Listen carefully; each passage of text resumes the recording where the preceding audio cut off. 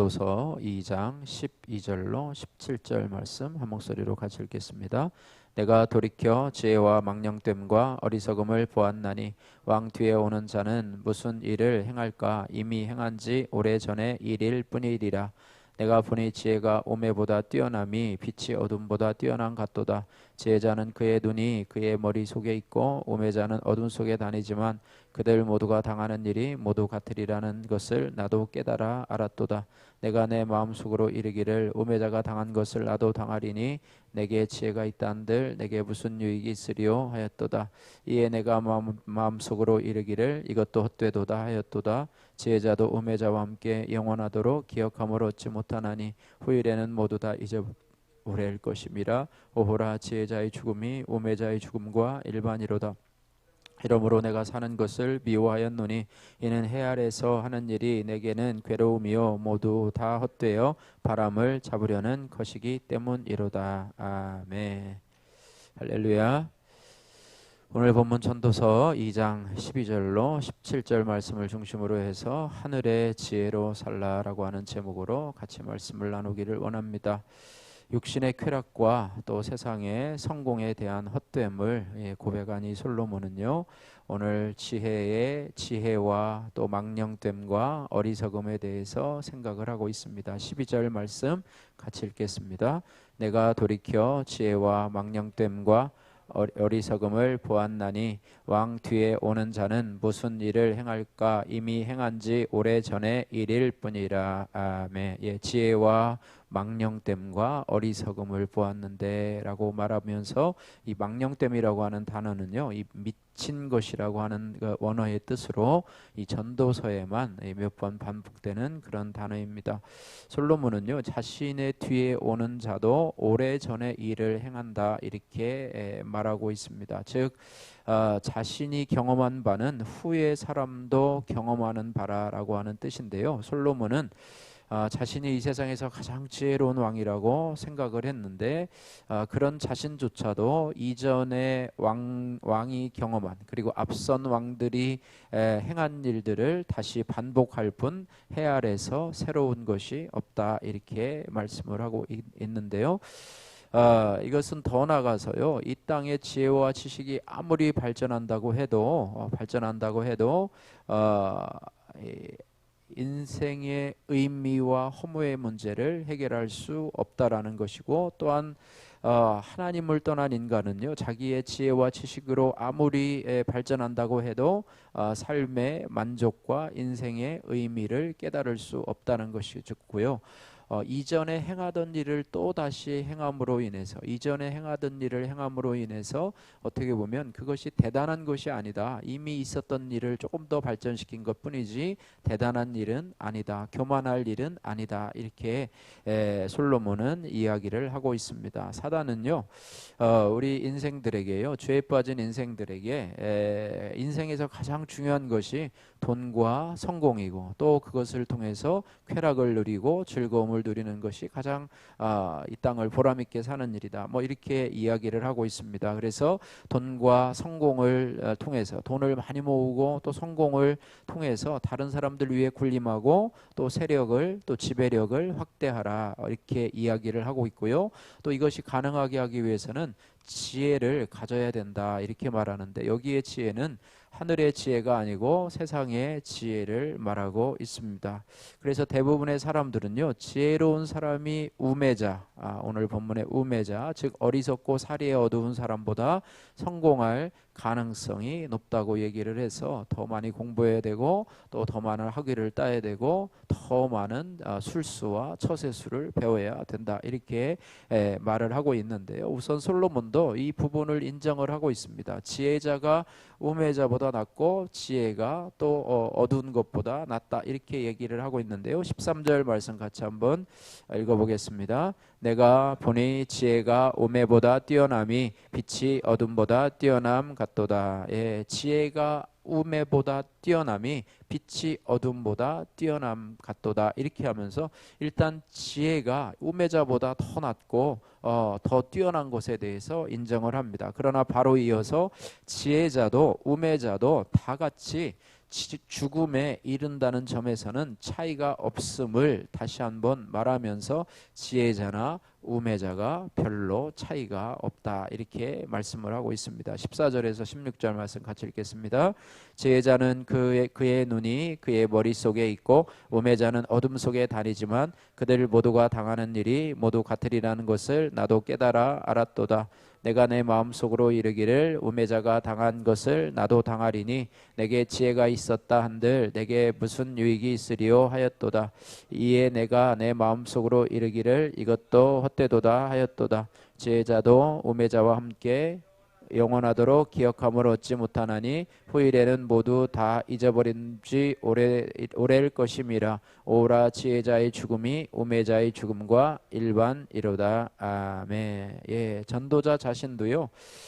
솔로몬도 물질을 많이 쌓아두고 또 세상의 사람들이 누리지 못한 부귀 영화를 다 누리고 세상이 부러워할 만한 그런 탁월한 그런 지혜를 가졌음에도 불구하고 죽음 앞에서는 그 죽음을 뛰어넘을 그런 돈을 가지고 죽음을 뛰어넘을 수도 없고 또 세상의 부귀 영화를 가지고도 죽음을 뛰어넘을 수도 없고 세상의 이치를 깨닫는 그런 지혜를 가지고도 죽음을 넘어설 수 없다 이렇게 말하고 있습니다. 예.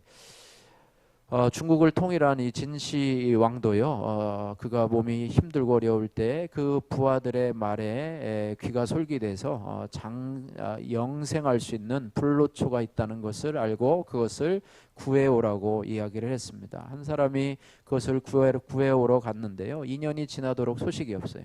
또 다른 사람을 보냈는데 또 그 사람도 소식이 없어요. 다 죽어가면서도 이 진시황은 어떤 생각을 하냐면 그가 불로초를 구해올 것이다. 그래서 나는 죽지 않는다.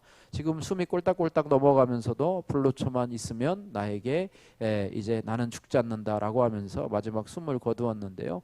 아무리 세상의 부귀와 영화를 가지고 있어도 그 죽음 앞에서는 어찌할 수 없는 것이 바로 인생임을 진시황도 마찬가지지만은 또한 솔로몬 왕도 또 세상의 부귀와 권력을 가진 사람들도 이 죽음 앞에서는 어쩔 수 없다는 것을 우리가 알게 된다라고 하는 것입니다. 그래서 솔로몬은 자신이 그동안 이룬 업적과 지혜도 죽음 앞에서는 무력하다는 것을 고백을 하고 있습니다. 그래서 우리는 사람이 얻은 물질 또 사람의 권세 더 나아가서 오늘 본문에서 말하는 사람의 지혜도 자랑할 필요가 없다. 내가 이렇게 똑똑하고 잘났다라는 것을 자랑할 필요가 없다라고 말씀을 하고 있습니다. 왜냐하면 지혜자도 우매자도 다 죽고 사람의 기억에서 사라지기 때문입니다. 그래서 우리는 오직 영원하신 하나님 또 영원한 천국을 바라보며 하나님의 뜻을 행하기를 힘쓰는 것이 바로 참 지혜자의 모습인 줄로 믿습니다.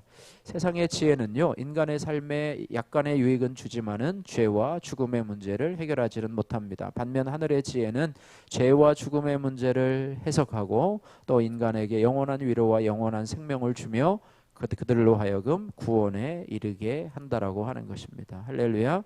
17절 말씀에서 솔로몬은 자신의 지혜와 능력으로 사업을 크게 일구고 많은 업적도 남겼지만은 그 끝이 죽음이기 때문에 자신의 삶을 미워하고 있습니다. 자신이 헤아려서 했던 수고는 괴로움이고 모든 일이 다 바람을 잡는 것처럼 공허하다고 말을 하고 있지요.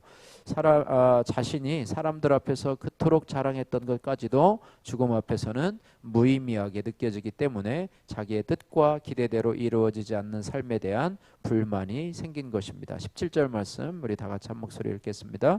이러므로 내가 사는 것을 미워하였노니 이는 해 아래서 하는 일이 내게 괴로움이요 모두 다 헛되어 바람을 잡으려는 것이기 때문이로다. 아멘. 솔로몬의 이 탄식은요 단순히 염세적 부정적이라고 하기보다는 하나님을 떠난 인간의 삶의 허무함을 우리에게 보여주고 있습니다. 세상의 지혜는요 세상에 많은 것을 할 수 있게 하지만은 하나님은 알 수 없는 지혜라고 하는 거예요. 세상의 지혜로 하나님을 알 수가 없다고 하는 것이죠. 잠시 머물렀다가 죽음과 함께 소멸되는 것이 바로 이 세상의 지혜라는 것입니다. 인간의 근원적인 문제에 해답을 줄 수 없는 부분적인 지혜가 바로 세상의 지혜라고 하는 것입니다. 세상의 지혜의 동기는 무엇이냐면 시기와 다툼이라고 하는 것입니다. 그래서 세상의 지혜는요, 시기와 다툼이라고 하는 동기로 시작이 되어서 야고보서에 보면 이 세상 지혜의 특징을 말하고 있는데요. 정욕적이고 또 마귀적이고, 그래서 이웃과 화평하지 못하고 이기적이고, 그래서 그 지혜는 사람을 교만하게 한다, 이렇게 말씀하고 있습니다. 그래서 세상의 지혜는 그 결과로 하나님 보시기에 많은 혼란을 야기하고 온갖 악을 만들어내는 것이다, 이렇게 결론해서 말씀하고 있습니다. 고린도전서 3장 19절 말씀에는 이 세상 지혜에 대해서 이렇게 말합니다. 이 세상 지혜는 하나님께 어리석은 것이니 기록된 바 하나님은 지혜 있는 자들로 하여금 자기 꾀에 빠지게 하시는 이라 하였고, 이렇게 기록을 하면서 세상 지혜는 하나님께 어리석은 것이다. 그리고 하나님은 지혜 있는 자, 세상에 지혜 있는 자들로 하여금 자기 꾀에 빠지게 하였다, 이렇게 기록을 하고 있습니다. 결국은 세상의 지혜는 자기를 망하게 하는 길로 가게 하는 것이라고 하는 것입니다. 그래서 우리는 세상의 지혜가 아니라 하늘의 지혜로, 할렐루야, 세상의 지혜가 아니라 하나님의 지혜로, 또 땅의 지혜가 아니라 하늘의 지혜로 살아가는 여러분들 되시기를 주님의 이름으로 축복합니다. 하늘의 지혜는요, 그 동기가요, 아까는 시기와 다툼이라고 그랬는데요, 이 하늘의 지혜의 동기는 선행함과 온유라고 하는 것입니다. 야고보서 3장 17절 말씀에는요, 이 하나님이 주시는 지혜의 8가지 특징에 대해서, 그러니까 하늘의 지혜의 8가지 특징에 대해서 말하고 있는데요, 간단하게 설명을 드리면, 첫 번째는 자신의 성결을 유지하는 것, 이것이 하늘의 지혜의 특징이라고 하는 것. 거룩함을 유지하는 것, 하늘의 지혜의 특징이고요. 두 번째는 타인과 화평함을 이루는 것이 하늘의 지혜의 뜻이라고 하는 것입니다. 그 다음에 세 번째는 도전자에게 관용을 베푸는 것, 이것이 하늘의 지혜의 특징입니다. 다시 말하면 다른 사람들의 감정을 헤아려 주는 것, 다른 사람의 감정도 의견도 존중해 주는 것, 이것이 관용이고요, 하늘의 지혜의 특징이라고 하는 것입니다. 네 번째는 양순인데요, 이 양순이라는 말은 순종한다는 의미와는 조금 다르게 합리적으로 기꺼이 다른 사람의 생각이나 제안을 들어주고 수용하는 태도를 의미하고 있습니다. 다섯 번째는 긍휼인데요, 긍휼은 시기에 반대되는 그런 개념으로서 남의 비참한 형편에 대해서 동정과 함께 실제적인 도움을 주는 것입니다. 그래서 사람이 넘어졌을 때 일으켜 세워주는 것, 이것이 바로 긍휼인데, 이것이 바로 하늘의 지혜의 특징이라고 하는 것입니다. 또한 하늘의 지혜의 특징 여섯 번째는요, 선한 열매가 가득하다. 이것은 긍휼로 인해서 나타나는 자연스러운 열매라고 하는 것입니다. 그 다음 일곱 번째는 편벽되지 않는다, 이렇게 말하고 있습니다. 편벽이라고 하는 것은요, 편견을 말하고요, 사람을 외모로 취하여서 구별하는 것을 말하고요, 또 사람을 차별 대우하는 것을 바로 편벽이라고 말하는데, 하늘의 지혜는 편벽하게 대하지 않는다, 사람을 구별하거나 차별하거나 당짓지 않는다,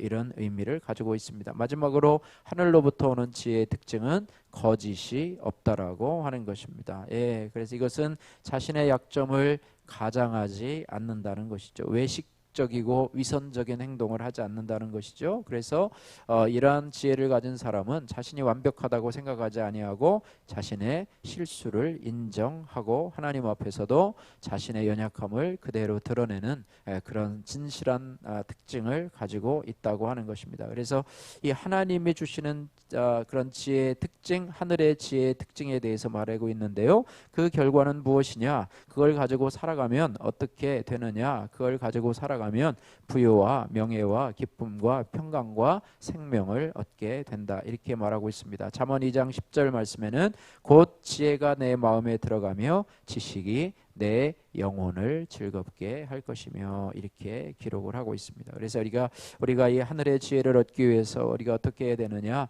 먼저는 하나님을 경외해야 합니다. 할렐루야.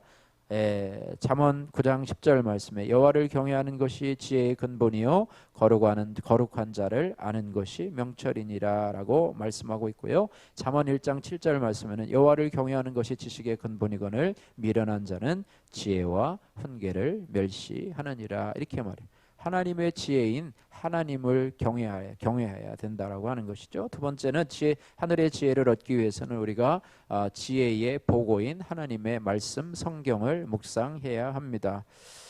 잠언 2장 6절 말씀에 너희 중에 지혜가 대저 여호와는 지혜를 주시며 지식과 명철을 그 입에서 내심이며 이렇게 말하고 있습니다. 세 번째로 우리가 하늘의 지혜를 얻기 위해서는 우리가 기도를 해야 합니다. 야고보서 1장 5절 6절 말씀에 너희 중에 지혜가 부족하거든 모든 사람에게 후히 주시고 꾸짖지 아니하시는 하나님께 구하라 그리하면 주시리라. 오직 믿음으로 구하고 조금도 의심하지 말라 이렇게 말하고 있습니다. 인생을 허비하며 살아가는 인생들에게 참 지혜 되신 예수 그리스도를 만나면 인생의 의미를 알게 되는 것입니다. 이제 우리도 바람을 잡으려는 헛된 수고를 그치고 세상의 지혜가 아니라 하늘의 지혜 되신 예수 그리스도를 만나고 교제함으로 인해서 하늘의 지혜를 소유하시고 그 열매를 거두며 살아가시는 그런 성도님들 되시기를 주님의 이름으로 축복합니다. 기도하겠습니다. 사랑의 하나님 아버지 감사합니다. 이 땅에 지혜와 지식을 쌓아서 자신의 만족을 구하고 다른 사람을 무시하며 인생의 의미를 찾아왔던 어리석음을 용서하시고 이제부터 인생의 무의미함에서 벗어나서 하늘의 지혜를 따라서 참 지혜 되신 예수 그리스도 안에서 진정한 만족과 기쁨과 감사를 누리며 살아가는 저희들이 되게 하여 주옵소서. 예수님 거룩하신 이름으로 기도드립니다. 아멘.